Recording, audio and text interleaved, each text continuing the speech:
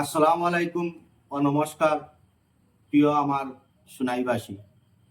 আজকে আপনাদের সামনে আমার মূল কারণ হলো যে সরকার ৯,০০০ টাকা অভিনন্দন আমার মা বোনকে দেওয়া হয়েছে। এর ৩ দিন আগে একটা গ্যাসের দাম ৫০ টাকা বৃদ্ধি করে দেওয়া হয়েছে। আজকে দেখুন, সরকারে যদি ১ লক্ষ মানুষে যদি গ্যাস ব্যবহার করা হয় তাহলে ৫০ টাকা করে হইলে কতটা টাকা আমরা গ্যাস থেকে ফিরিয়া নেওয়া হয়ে যায়। গতিকে আজকে দেখুন, সরকার আমরা নিয়ে সরকার ভুল বুঝাচ্ছে, সেটার থেকে আমরা সচেতন হওয়া দরকার বন্ধুগণ। আজকে দেখুন, উদ্দিন আলী আহমেদ মেডিকেল হসপিটাল যেটা ছিল, আজকে দেখুন বরপেটা হসপিটাল করে দেওয়া হয়। সরকার আজকে যেভাবে হিমন্ত সরকার অত্যাচার করছে, উচ্ছেদ হোক, করিমগঞ্জ জেলা বদলানি হোক, মসজিদ মাদ্রাসা ভাঙ্গা হোক, সরকারে আপনাদের মাঝে দেখতে পাচ্ছেন কি কি অত্যাচার করছে। রাজনীতির স্বার্থে মানুষকে যেভাবে বিভ্রান্তির মাঝে সরকার মন্ত্রীরা, উনার কর্মকর্তারা জাতি নিয়ে আসামে যেভাবে বিভাজন করছে তা আমরা দেখছি, সেটা ঠিক নয়। গতিকে দেখুন, আমরা আলাদাভাবে চিন্তা করতে হবে যে আসামের মুখ্যমন্ত্রীর নাম হিমন্ত বিশ্ব শর্মা, বর্তমানে ভারতের জাতীয় কংগ্রেসের সভাপতি গৌরব গগৈ, উনি একজন সনাতন ধর্মের লোক, হিমন্ত বাবু সনাতন ধর্মের লোক, কিন্তু গৌরব গগৈ উনারা বহুত বছর উনারা রাজনীতির সঙ্গে জড়িত।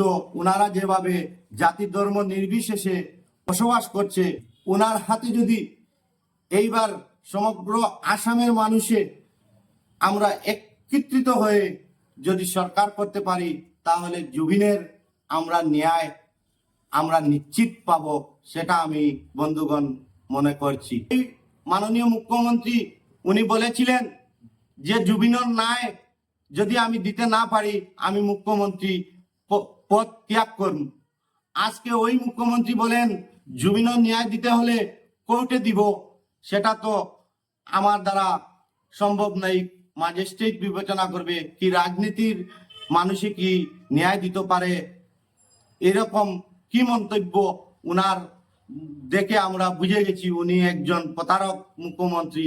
আমি মনে করছি সমগ্র আসামের জনগণ সব মনে করছে। দেখুন, আজকে ভারতীয় জাতীয় কংগ্রেসের সভাপতি গৌরব গগৈকে উনি বলেছিলেন পাকিস্তানি, উনি সেটাই প্রমাণ করতে পারলেন না।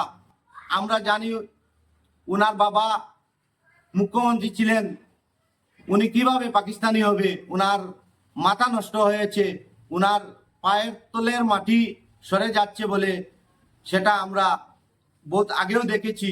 আর এদিকে না গিয়ে আমরা কিভাবে গৌরব গগৈ একজন ভারতের স্থানীয় একজন সনাতন ধর্মের ভাই, উনার কাছে আমরা যদি সমগ্র আসামে যদি একত্রিত হয়ে উনাকে আসামের মাঝে একটা খুব বড় একটা শান্তি আসবে, যেটা আমি মনে করছি। বন্ধুগণ, আজকে সমগ্র আসাম যদি শান্তি বজায় আনতে যদি চাই, আমরা ২০২৬-এ ভারতের জাতীয় কংগ্রেসের মনোনীত প্রার্থী আমার সুনাই সমষ্টির আলহাজ আমিনুল হক লস্কর মহাশয় গৌরব গগৈ উনাকে প্রার্থী করেছে। দেখুন, উনি একজন খুব ভালো মানুষ, উনি বিধায়ক ছিলেন, উনি ডেপুটি স্পিকারও ছিলেন, উনি সুনাইয়ের অলিগলি জানা আছে, উনি সুনাইয়ের জনগণ ওনাকে ভোট দেওয়ার শুধু সময়ের অপেক্ষায় আছেন। কিন্তু সুনাইয়ের জনগণ নিশ্চিত লাখ উপরে ভোট ওনাকে দিবেন। কিন্তু আমার একটাই কথা আছে যে আমি আমিনুল হক লস্কর মহাশয়ের আর করিমউদ্দিন মহাশয়ের কাছ থেকেও আমার জীবনে 10 টাকা লাভ হয়নি। কিন্তু আজকে আমিনুল হক লস্কর মহাশয়ের লাগে আমি মিডিয়ার সামনে আজকে মানুষের পায়ে ধরে বলছি, আমিনুল হক লস্করকে ভোট দেন। উনি জিতার পরে যদি আমার সোনাইর জনগণের লাগে যদি কাজ কর্ম ভালো না হয়, আমি আমিনুল হক লস্কর মহাশয়ের বিরুদ্ধে আমি সোশ্যাল মিডিয়ায় আমি বক্তব্য রাখবো। আমি কাউ 10 টাকা নিয়ে রাজনীতির ময়দানে আমি আসছি না, আর আমি 10 টাকাও আমার জীবনে আমি লইতাম না। আমি ভারতীয় জাতীয় কংগ্রেসের ঝান্ডা উঠাইছি আর সারা জীবন উঠাইও যাইমু।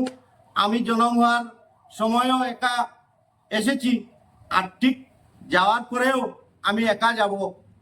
আমি কয়েকদিন লাগি এই দুনিয়ায় আমি জুস করবার লাগি, যে কংগ্রেস সরকার করবার লাগি আমি আজকে এতটুক লেমেছি। বন্ধুগণ, শুনাইতে কি এগিয়ে যুবক ভাইয়েরা আমিনুল হক লস্কর মহাশয়ের হাত মজবুত করে দেও। আর আমিনুল হক লস্কর মহাশয় একজন মন্ত্রিত্ব পাওয়ার যোগ্যতা আছে, সরকার এবার কংগ্রেস করবে আসামে সেটা নিশ্চিত।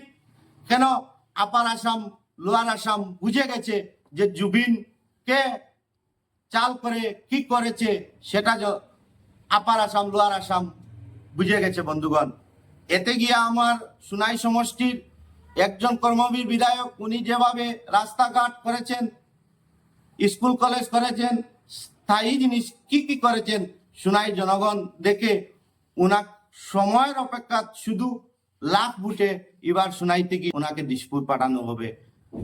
এমন ব্যক্তিরে ভোট দিবে না যে সুনাই সমষ্টির যে প্রতিষ্ঠান আছে ওই প্রতিষ্ঠানটা অন্য সমষ্টির যাওয়ার লাগিয়া এরকম মানুষরে ভোট দিবা না। দেখুন আজকে করিম নাম তাকায়, আজকে করিমগঞ্জ শ্রীভূমি হয়েছে, কিন্তু প্রতিবাদ করার মতো বরাকবেলির একজনও বিধায়ক ছিলেন না। কিন্তু আমরা দেখেছি এইবার আমরা সচেতন হয়েছি, ভারতীয় জাতীয় কংগ্রেস কে এগিয়ে বাড়ানো কিভাবে যায় আর আমিনুল হক লস্করকে কিভাবে জিতানো যায় লাখ ভোটে, সেটা আমরা চিন্তা ধারণা করতে হবে। বন্ধুগণ।